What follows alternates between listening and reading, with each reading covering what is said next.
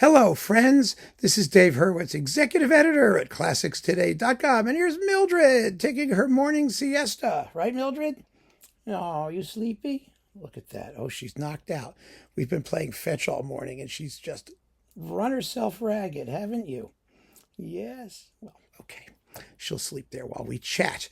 And we are chatting about this.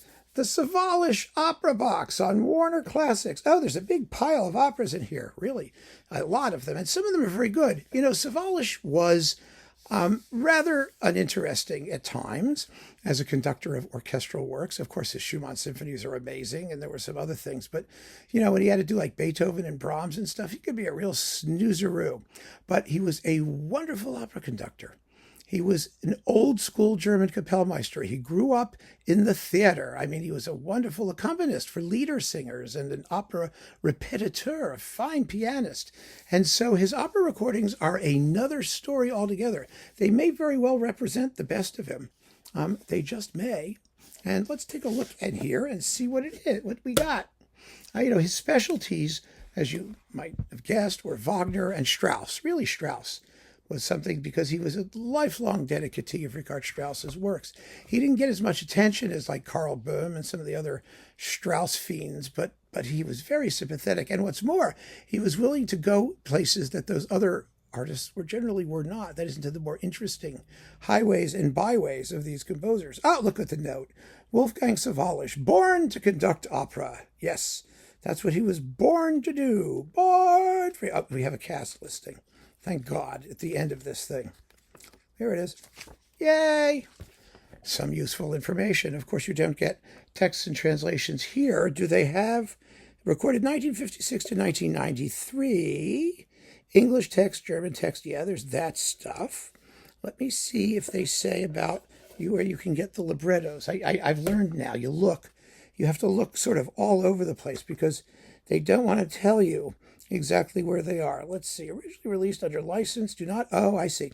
The recordings of Richard Strauss's Arabella and Friedenstag, originally released under license on EMI label, do not belong to Warner Classics catalog and therefore are not included in this box. Okay, I get it. That's fair. No one's waiting for Friedenstag. It's a horrible piece. Let's see. Let me just take a look here and see if there's somewhere where they tell us where you can find the text and translations. Nope, they don't. Not that I could tell. Not any place obvious, let's put it that way. And if it's not going to be obvious, then, you know, obviously they don't care. That's obvious. They don't care at all. So, but let's take a look at the operas. First, we have Magic Flute. I love this Magic Flute, and I don't like the Magic Flute, generally. I mean, the music's gorgeous, but the opera itself, I can't get past it. I know stupid librettos and all that stuff are normal and whatnot, but there's so much about this that's just plain offensive. And anyway, why do I have to go there? You have, let's see, Kurt Mahl, Peter Schreier, Edda Moser, Anneliese Rothenberger, Walter Berry. I mean, just an amazing cast of people. I mean, Edda Moser is an amazing Queen of the Night. It's just a wonderful cast. And the performance is so simple and sincere and childlike and delightful. I adore it. I can't help it. It just disarmed criticism, at least as far as I'm concerned. Then we got Weber's Abu Hassan. Well, that's fun. You don't get much of that anywhere, do you? And let's see, Schubert's Der Zwillingsbrüder. These are with let's see, who's doing this stuff? Kurt Mahl and Nikolai Gedda and Edda Moser and Helen Donath and I mean, you know, Fischer Dieskau. I mean, you know, the casting's wonderful. It's all these Bavarian radio people when Sawallisch was running the opera down there, and boy, does he do a good job with this stuff. Wagner, The Ring. Yay, The Ring, yes. The Bavarian radio ring. This is an exciting ring. I mean, what can I tell you? It's a good ring. I mean, it's very dramatic, I think, and it has some wonderful singing. Maybe we'll talk about the singists. Robert Hale as Wotan, Mariana Lipovshek as Fricka, Robert Tier, Helmut Pampusch, a bunch of other people who you probably don't care about. Kurt Mahl, Jan Henrik Rudering, he's in there, and Nancy Gustafsson and Hannes Schwartz, and so Hannes Schwartz is Erda, of course. And it's okay. Walküre Hildegard Behrens is Brunhilde. Julia Varady is Sieglinde. She's always an interesting singer. Kurt Mahl is Hunding. Robert Schunk is Sigmund. He's okay. He does a decent job. Mariana Lepovshek is Fricka. So that's a decent cast. And let's see, Siegfried. Renee Kolo is Siegfried. Hildegard Behrens is Brunhilde. Robert Hale is Der Wanderer. You don't have many people in that particular opera. Kurt Mahl is Fafner. Alberich is Ekkehard Vlashiha. Ha ha ha. So that's that one. And Güter Damrung, it's the same people. Behrens, Kolo, Matti Salminen turns out is a very fine Hagen. Waltraud Meyer is Waltraute. It's kind of Waltraud is Waltraute. Yeah, that works well. Mariana Lepovshek is a Norn. Well, the Norns are various people. Let's see who else is here that we care about. Well, that about sums that one up. And yes, it's not a ring that you should pass off lightly. It's kind of like Carl Boehm's ring. I mean, in terms of being a direct, dramatic, human drama, it's not, spiritually amplified or amped up. It's very well conducted. It's very well paced, and I enjoy it. Die Meistersinger. Okay, we've got a Meistersinger here.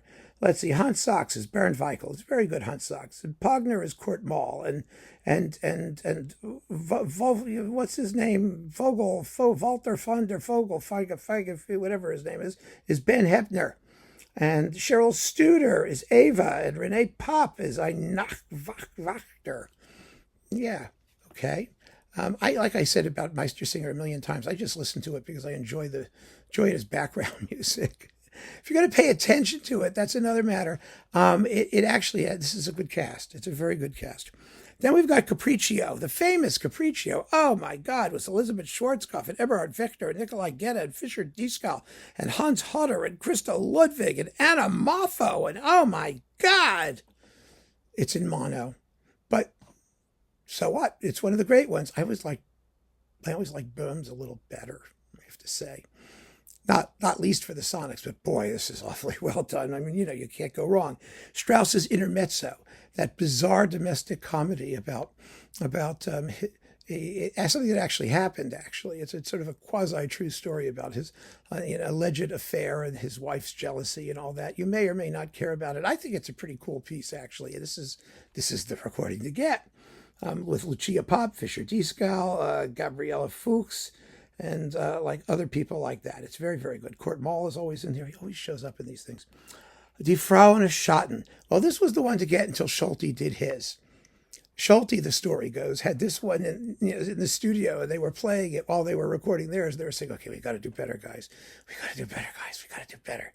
But if you are a Frau person, and I am, you collect all the Fraus you can get your hands on because it's Strauss's greatest work, at least some people say. And wow, what a performance. So this one is really very, very good. It's Renee Kolo, Cheryl Studer, Hedda Schwartz, Andrea Schmidt, Uta Vinsing is the wife. And Mariana Lepovshek pops up, and Kurt Riddle, and it's, Jan Hendrik Rudering, people like, these are all, we love, let me put it to you this way. We love the 1950s Decca Vienna recordings of things like Die Frau Schatten with Leonie Rieseneck and etc. And Rosenkavalier and the Strauss operas and the Mozart operas with Kripps and Kleiber and those people because of the ensemble cast that they had in Vienna. And those operas were wonderful examples of that kind of ensemble. Well, that's what Sawallisch has here. You may not like all the singers equally well, but they are a team. They know what they're doing. There's a cohesiveness about the performance and about the way the singers play off one another that's really very, very powerful. So then we've got Electra with Ava Marton, it's a little squally, and Cheryl Studer and Mariana Lepovshek and Bernd Weichel, but Sawallisch was a wonderful Straussian. And last but not least, Orff, Die Kluge, and Der Mond. I think Carl Orff is participating in this one, for Die Kluge. At the very beginning, he says, Die Geschichte von dem König und die kluge Frau. And then they go, wah! And then chugga, chugga, chugga, chugga. It's Orphean. Oh, hätte ich meine Tochter nur geglaubt. Boom. Oh, oh, hätte ich meine Tochter nur geglaubt, oh, hätte ich ihn geglaubt, oh, hätte ich ihn geglaubt, oh, hätte ich ihn geglaubt, ich ihn geglaubt, ich ihn geglaubt, ich ihn geglaubt. It does Orff things. It's Orphic, and it's very good. So this is actually, of all the Sawallisch boxes we've talked about, and we have talked about them all, I think, the Philips, the Warner, whatever. I mean, we've done these pretty thoroughly, I think. This is definitely one to get. It really is, because it represents the guy at his best. You hear wonderful teams of singers doing, heavy-duty German opera, which is what he did. And he did it really well. I mean, there could be a whole other Sawallisch box that would be wonderful from Orfeo, where you could do, his Bruckner recordings and his early Wagner, some of which was fabulous and stuff like that. I mean, there's more stuff. There's plenty more stuff from Orfeo and some other labels, but this is worth having. It really is. So keep on listening, friends. Thanks for joining me. Thank you, Mildred.